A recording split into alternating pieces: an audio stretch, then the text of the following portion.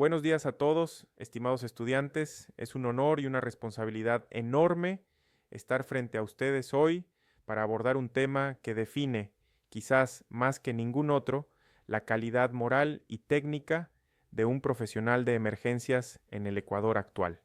Hoy nos adentramos en el contenido 3 de la unidad 3, que hemos titulado Derechos del paciente y documentación médico-legal, pero que en realidad debería llamarse Cómo ser la primera línea de defensa de los derechos humanos en un país herido por la violencia de género. No estamos aquí para hablar de teoría abstracta, estamos aquí porque las cifras son escalofriantes. Según el INEC, el 65% de las mujeres en Ecuador han sufrido algún tipo de violencia a lo largo de su vida. Eso significa que, estadísticamente, de cada 3 mujeres que ustedes conocen, 2 han sido violentadas. En el Hospital General del Sur de Quito, cada 72 horas llega una víctima de violencia de género.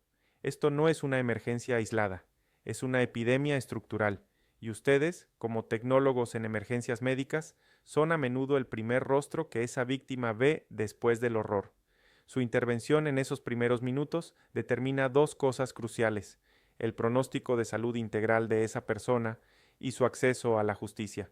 Si ustedes fallan en la contención emocional o destruyen la evidencia física por ignorancia, están condenando a esa víctima a la revictimización y al agresor a la impunidad. Vamos a desglosar el marco jurídico porque, en este tema, la ignorancia de la ley no es excusa, es negligencia. Nuestra Constitución de 2008 es garantista. El artículo 66 protege la integridad personal y el artículo 35 define a las víctimas de violencia sexual como un grupo de atención prioritaria. Esto tiene una implicación operativa directa que quiero que graben en su mente. En el triaje, una víctima de violencia sexual no espera. No importa si sus signos vitales están estables, su integridad ha sido vulnerada de tal manera que requiere atención inmediata. No la hagan sentar en la sala de espera junto a otros pacientes. Eso es revictimización. Además, tenemos el Código Orgánico Integral Penal, el COIP. Aquí hay 2 artículos que deben conocer de memoria. El artículo 422 establece el deber de denunciar. Si ustedes atienden a una víctima de violación y no lo reportan a la fiscalía o a la policía, pueden ser procesados por omisión. Y si la víctima es menor de edad, el Código de la Niñez nos obliga a denunciar en menos de 48 horas. El otro artículo clave es el 171, que tipifica la violación. Pero no se confundan. Su trabajo no es ser jueces ni investigar el delito. Su trabajo es creerle a la víctima, documentar y proteger la evidencia. Hablemos de bioética aplicada, porque aquí es donde la teoría choca con la realidad. El principio de autonomía es sagrado. La violencia sexual es una anulación radical de la autonomía de la persona. Por eso, su primera misión es restituir esa autonomía. ¿Cómo? A través del consentimiento informado. No pueden tocar, examinar o tomar muestras sin el permiso explícito de la víctima. Ella tiene derecho a rechazar el kit forense y solo aceptar la curación de heridas. Ustedes deben documentar ese rechazo para protegerse, pero jamás coaccionar. En menores de edad, el consentimiento lo dan los padres, pero cuidado, si el padre es el sospechoso, ustedes actúan bajo el interés superior del niño y coordinan con la autoridad para proteger al menor. El principio de no maleficencia se traduce en evitar la revictimización. ¿Qué significa esto en la ambulancia? Significa no hacer preguntas morbosas. No pregunten ¿por qué estabas ahí? ¿O ¿habías tomado alcohol? Esas preguntas juzgan y dañan. Significa no hacerla repetir la historia 5 veces. Ustedes obtienen la información clínica necesaria y la transmiten al médico en privado. Significa cubrirla inmediatamente con una manta térmica, no solo por el frío, sino para proteger su pudor y la evidencia en su piel. En cuanto a la justicia, recuerden que la atención es gratuita y no discriminatoria. No importa si es una trabajadora sexual, una migrante o una persona LGBTIQ+, todas merecen el mismo estándar de oro en la atención. Y sobre la objeción de conciencia, el marco legal ecuatoriano tras la sentencia de la Corte Constitucional es claro. Es un derecho personalísimo, no institucional. Si un médico objeta realizar un aborto por violación o entregar anticoncepción de emergencia, tiene la obligación legal de derivar inmediatamente a otro profesional no objetor. No puede obstruir el derecho de la víctima, y en una emergencia vital, la objeción de conciencia no aplica. Están obligados a actuar. Ahora, vamos a la parte operativa, a lo que harán con sus manos. El EQ 911 despacha estos casos como clave roja. Al llegar a la escena, su prioridad es la seguridad. Si el agresor está ahí, la policía debe asegurar la zona antes de que ustedes entren. Una vez seguros, abordan la escena como lo que es, una escena del crimen. No toquen nada que no sea necesario. No muevan muebles, no limpien fluidos del piso. En la evaluación clínica usamos el XABCDE, pero con modificaciones. En la E de exposición sean minimalistas. Expongan solo lo necesario para evaluar lesiones y cubran de inmediato. Y aquí viene una regla de oro: no limpiar. A diferencia de un trauma normal donde lavamos las heridas, en violencia sexual no se lava la zona genital ni las manchas en la piel, a menos que sea vital para parar una hemorragia. El lavado destruye el ADN del agresor. Si tienen que poner una vía venosa, no pinchen en los pliegues de los codos si ven marcas de sujeción. Busquen otra vía para no dañar la evidencia. Los primeros auxilios psicológicos, PAP, son tan importantes como los físicos. Acérquense con respeto, preséntense, digan: ¿estás segura ahora? Usen técnicas de grounding o enraizamiento si está en crisis de pánico. Expliquen cada cosa que van a hacer antes de hacerla. Eso devuelve el control a la víctima. Sobre el manejo de evidencia en prehospitalaria. Si la víctima se ha quitado la ropa o hay prendas sueltas, nunca, jamás las metan en bolsas de plástico. El plástico crea humedad, hongos y bacterias que destruyen el ADN. Usen bolsas de papel. Manipulen con doble guante y cambien de guantes entre prenda y prenda para no hacer contaminación cruzada.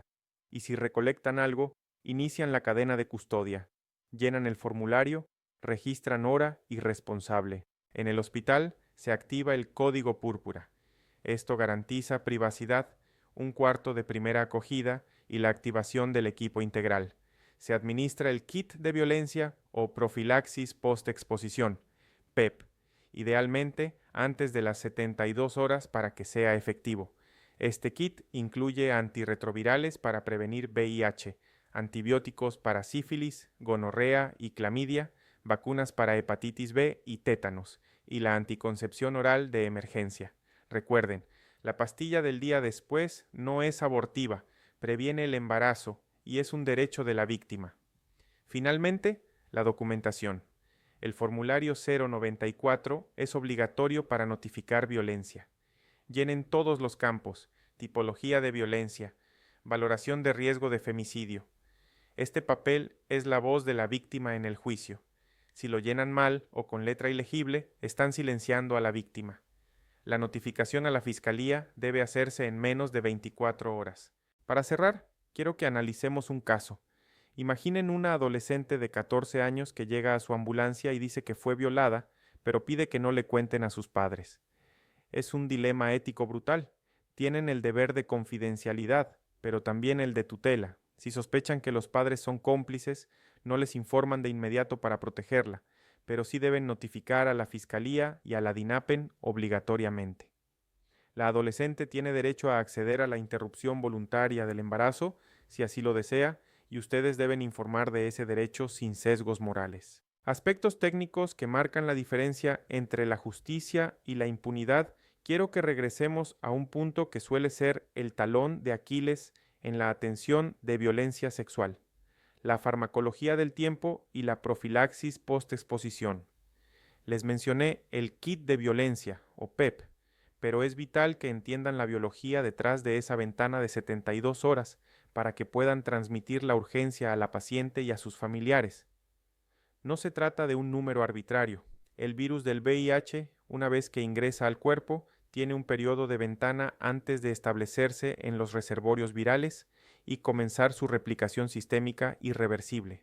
Si logramos administrar los antirretrovirales, específicamente la combinación de tenofovir con emtricitabina y dolutegravir. Dentro de ese lapso podemos evitar la seroconversión.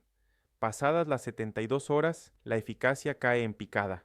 Ustedes, como personal prehospitalario, son los guardianes del reloj. Si se demoran en la escena llenando papeles innecesarios o si llevan a la paciente a un centro de salud tipo A que no tiene el kit en lugar de ir al hospital distrital que maneja el código púrpura, le están robando esa ventana de oportunidad biológica. Además, dentro de ese mismo kit farmacológico, tenemos la prevención de infecciones bacterianas y el embarazo no deseado. Deben conocer los esquemas referenciales no para prescribirlos, sino para abogar por su paciente. El protocolo ecuatoriano incluye ceftriaxona intramuscular y acitromicina oral para cubrir gonorrea y clamidia, además de metronidazol para tricomoniasis. Y aquí entramos en un terreno bioético delicado. La anticoncepción oral de emergencia, AOE, es su deber ético y técnico explicar. Si la paciente pregunta o si encuentran resistencia en algún colega conservador, que el levonorgestrel no es un abortivo. Su mecanismo es impedir la ovulación o la fertilización. Si la implantación ya ocurrió, no la detiene. Por tanto, garantizar el acceso a la AOE es una medida de no maleficencia, evitando la tragedia de un embarazo forzado producto de una violación, lo cual está protegido por el derecho a la salud reproductiva en nuestra Constitución. Hablemos ahora con mayor rigor sobre la cadena de custodia, porque aquí es donde un buen paramédico se convierte en el mejor aliado del fiscal. El formulario único de cadena de custodia no es un recibo de entrega, es un documento con valor procesal penal. Cada vez que una evidencia cambia de manos, debe haber una firma, una hora y una cédula. Si ustedes recolectan una prenda íntima en la escena, la guardan en una bolsa de papel, pero al llegar al hospital se la entregan a una enfermera, sin que ella les firme el formulario. Esa evidencia acaba de morir legalmente. En un juicio, el abogado defensor del agresor alegará que se rompió la cadena de custodia, que cualquiera pudo haber manipulado esa prueba, y el juez tendrá que anularla basándose en la doctrina del fruto del árbol envenenado. Un violador podría quedar libre solo porque ustedes no se tomaron los 30 segundos para obtener esa firma de recepción. La meticulosidad administrativa en estos casos es una forma de justicia. Quiero profundizar también en el formulario 094 del MSP. A veces lo vemos como burocracia, pero quiero que entiendan su función epidemiológica y de protección. Este formulario alimenta el sistema CIBE Alerta. Si no notificamos, la violencia permanece invisible en las estadísticas nacionales, y sin estadísticas no hay políticas públicas ni presupuesto para combatir la violencia de género. Además, el formulario incluye una sección de valoración de riesgo de femicidio. Ustedes, que han estado en la escena, que han visto la dinámica familiar, que han visto si hay armas en la casa o si el agresor estaba amenazando de muerte, tienen información privilegiada que el médico en el hospital no tiene. Deben transmitir esa percepción de riesgo.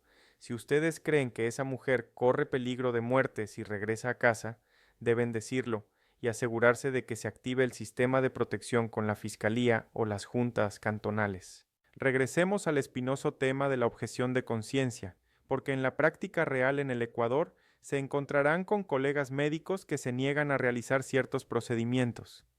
La sentencia de la Corte Constitucional es una brújula ética clara. La objeción es personal, no institucional. Un hospital no puede tener conciencia, solo las personas. Si llegan a un hospital religioso o privado, no pueden negarles la atención de emergencia ni la profilaxis basándose en la ideología de la institución. Y lo más importante, la objeción de conciencia tiene un límite absoluto, que es la emergencia. Si la vida de la paciente está en riesgo inminente o si no hay otro profesional disponible para realizar una derivación oportuna, el médico objetor está obligado legal y éticamente a actuar.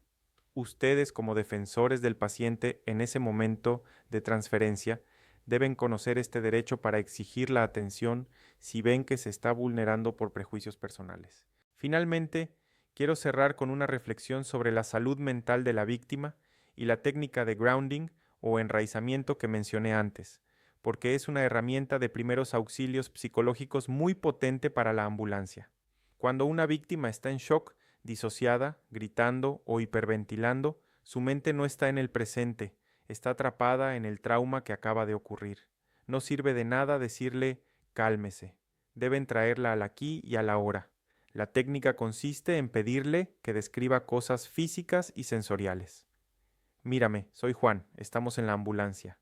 ¿De qué color es esta sábana? ¿Sientes el frío del estetoscopio? Dime 3 cosas que ves.